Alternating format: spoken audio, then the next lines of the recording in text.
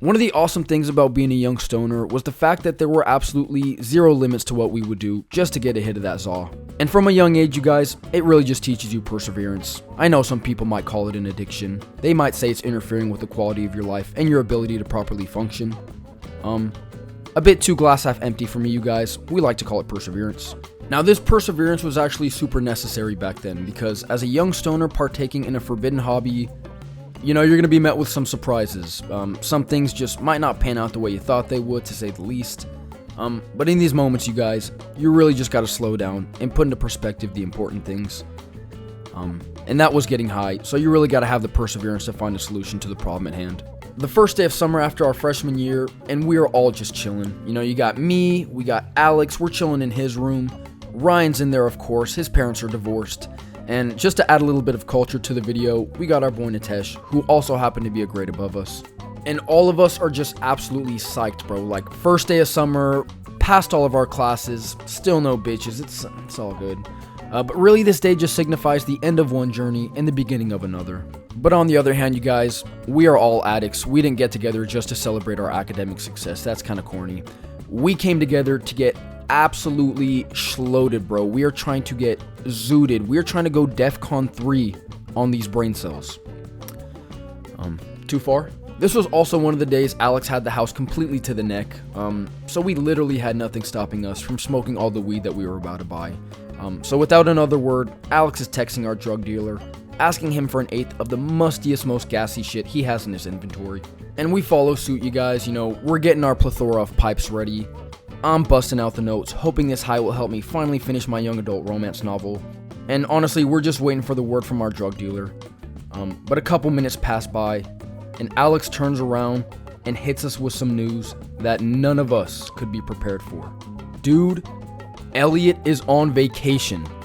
Wait, what the fuck? So I take his phone and I read it, and this man literally said, "On vacation, cuh."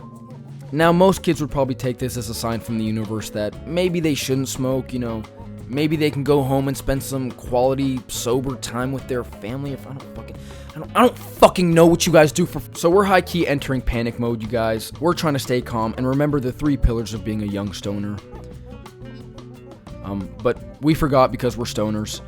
So at this point, you guys, we come together and we're just like, dude, we need to find weed. Everybody text everybody in your contacts trying to find a plug. And that is exactly what we did, bro. I went through every single person in my contact. I did not leave one stone unturned. And after about an hour, you guys, it's literally looking hopeless. Nobody's replying. Nobody's gotten any bites yet.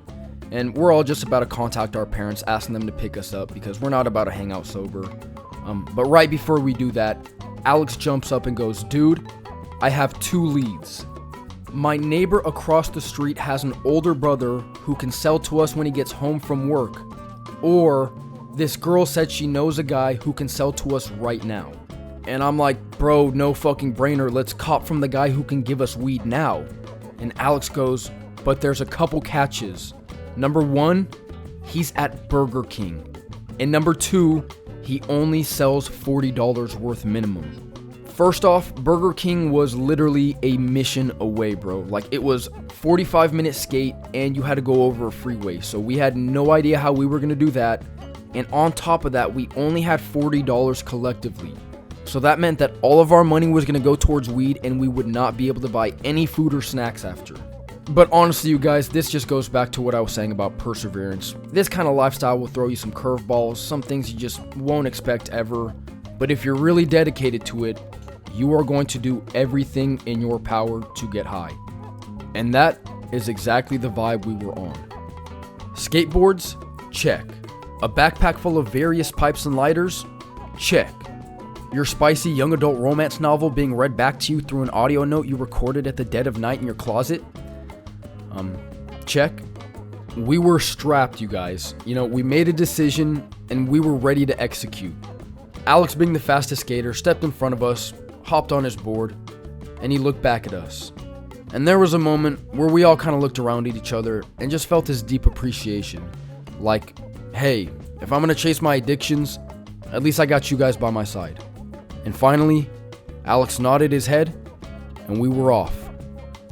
And the first part of the journey, you guys, it was great, you know, smooth sailing. We were all just so excited that we were chasing our addictions together.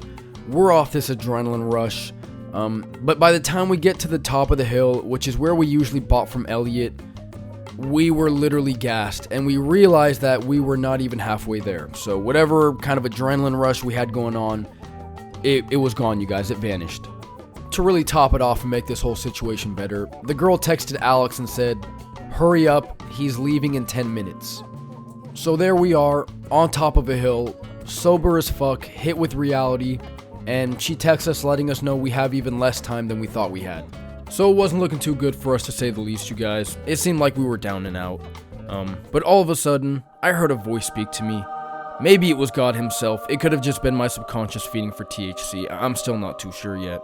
But it was loud and clear, and it told me, dude, just keep going. And honestly, you guys, that was just the kind of motivation I needed. I looked at my friends and I told them, dude, we gotta keep going. We've gotten this far and we can't give up now. Feeling like the main character, I skated past Alex and led the line straight down the hill and one step closer to that Zaw.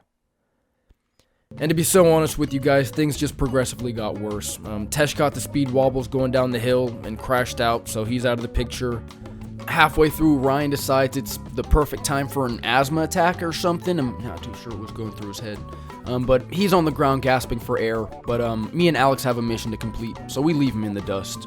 By the time we get to the sketchy neighborhood, me and Alex are absolutely cacked, bro. Like, we're dead. And, you know, we're just thinking, alright, we just have to get through this neighborhood, and we got the weed. Upon further examination, you guys, the roads, I mean, they look like they were hit with a napalm. Simply unskateable. And without another question, me and Alex converted to full-on sprinting. So you've probably gotten to this part of the story, and you're thinking, dude, they're in the clear. They're about to get that Zaw and complete their mission. This is a really good ending. So I thought. Until about halfway through the neighborhood, you guys, my body literally factory resets, bro. Like, I get the cramps in my legs, in my stomach. It is just whatever health issue you can think of, bro, it's happening to me. And Alex is just sitting there watching my escapade of health issues play out in complete terror. But out of my convulsion, I managed to tell him, dude, don't stop, go get the weed. And he does exactly that. And I'm left alone, on the ground, half conscious, in a sketchy neighborhood, and everything turns black. I didn't pass out or anything, I was just going memes for a little bit, I was pretty tired. But about 5 minutes later, I sit myself up and turn towards the horizon, and lo and behold, Alex is skating back with the biggest smile on his face, holding up a bag of the Zaw. I run up to him and I'm just like, bro, please just let me hit that out of my pipe real quick. I'm literally fiending, please. And he goes, dude, let's just wait till we get to the rest of the group, but let me tell you this much, it smells like some fire.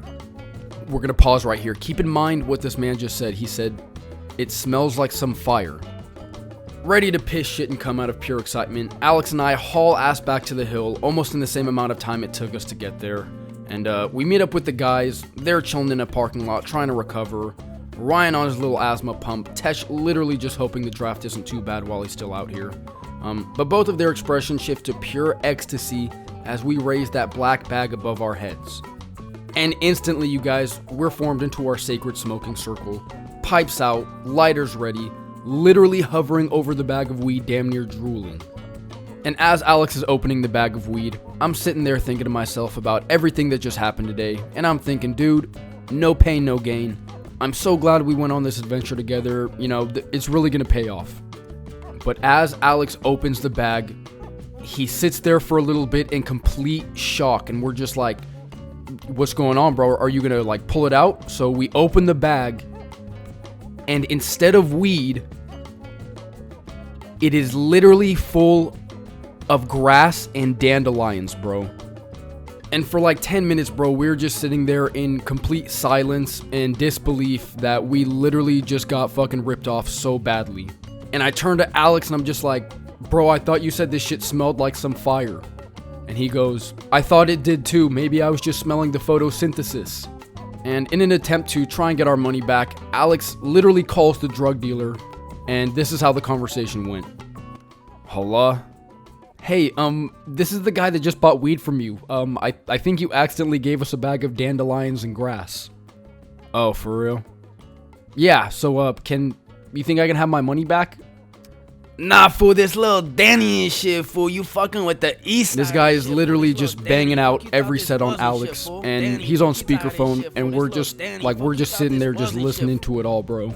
So after all of our hard work, our tenacity, and our effort, we're left with $0 and still no weed. But in the end, Alex managed to bargain and put up a really good argument against his parents, so they slid us another $20, and we just ended up copping from his neighbor's brother across the street. You guys already know, lessons we learned are always listed at the end of the video, and to be honest with you guys, there were exactly 0 lessons learned. This is what you get for putting your life on the line for a plant. But if I could leave you guys with any tips we gathered from this experience, I would just tell you guys to make sure you always have a plethora of weed on you.